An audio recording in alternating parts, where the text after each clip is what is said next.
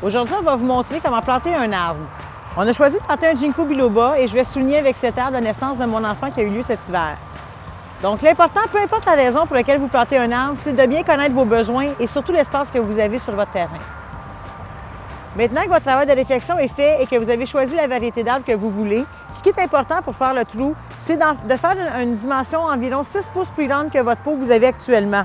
C'est ça qui va aider les racines à bien pousser pour la première saison parce que la terre va être souple autour de la motte. Donc maintenant, on a mesuré, notre trou est assez profond, il nous reste à mettre notre engrais. Donc on va commencer avec la mycorhize pour arbres, arbustes et conifères, qui est un supplément de croissance pour aider les racines à assimiler mieux le phosphore. Puis on va aussi ajouter la farine de crabe, qui est un transplanteur qu'on va appliquer dans le fond.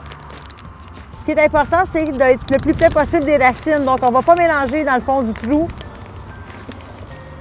On en met un bon 2 cups de farine de crabe et environ une tasse de mycorhize.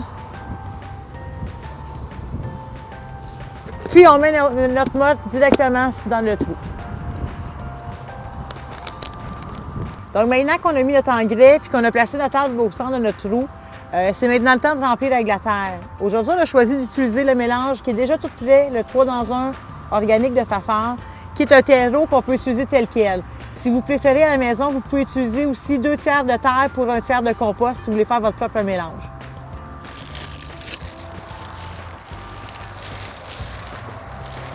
C'est important de bien tasser la terre, d'utiliser votre pied pour bien compacter le sol pour éliminer toutes les poches d'air qu'il peut y avoir dans le sol.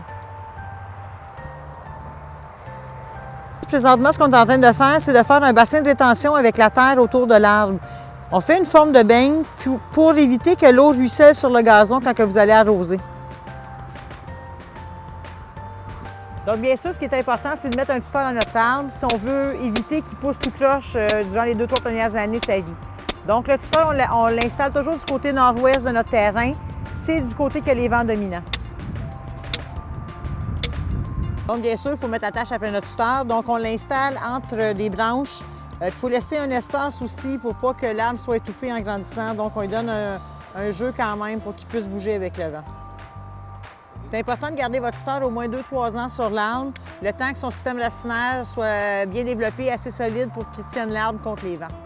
Donc voilà, on a fait la plantation d'un arbre aujourd'hui. Il ne vous reste plus qu'à le faire chez vous. De cette façon-là, vous devriez avoir une super bonne reprise de votre arbre et le voir grandir pendant plusieurs années.